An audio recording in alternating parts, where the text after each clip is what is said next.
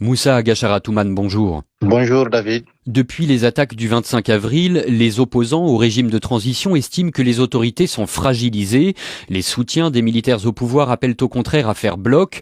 Pour vous, j'imagine qu'Assimi Goïta est toujours le président dont le Mali a besoin ? Bien sûr, Assimi est toujours le président dont le Mali a besoin. Il continue à gouverner normalement son pays. Je tiens quand même à rappeler que malgré les attaques du 25 avril, le Mali est un État qui est debout, est un État qui agit et les forces de défense et de sécurité ont repoussé les actions terroristes malgré la complexité des attaques et particulièrement le lot de complices internes et externes. Aujourd'hui, nous avons une armée qui est très soudée, le commandement est ensemble, les soldats sur le terrain ont le moral et les opérations continuent sur l'ensemble du territoire.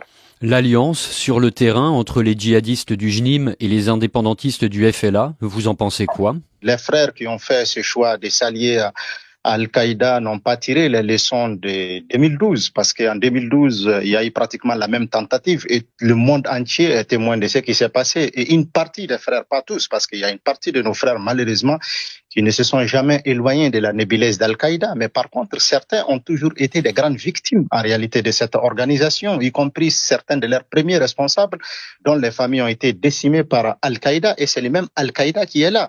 Et c'est le même Al-Qaïda aussi qui est auteur en réalité de l'assassinat de Ghislaine Dupont et Claude Verlon, des journalistes d'RFI qui est à Kidal. Et On ce s'en sont les souvient mêmes bien évidemment. Cette alliance, c'est une très, très, très mauvaise chose. Je pense que nos frères doivent prendre conscience de l'erreur grotesque qu'ils sont en train de faire et de revenir en arrière. Les dirigeants du FLA assurent qu'il ne s'agit que d'une alliance militaire contre leur ennemi commun, armée malienne, Africa Corps, et qu'il n'y a pas au-delà de projets communs. Quand on voit l'organe officiel d'Al-Qaïda à l'échelle internationale mentionner son alliance avec les FLA, quand on voit les défilés qu'ils ont organisés dans les rues de Kidal avec les drapeaux noirs et mentionnant leurs projets sataniques, je le répète, nos frères sont dans l'erreur. Ils ont été victimes de ces gens en 2012 et ce sont les mêmes acteurs qui continuent en 2026. Le JNIM et le FLA contrôlent désormais Kidal et Tessalit. L'armée malienne et l'Africa Corps russe restent présents à Aguelok et à Néfis. Est-ce qu'il faut s'attendre à une contre-offensive des forces nationales dans la région de Kidal ?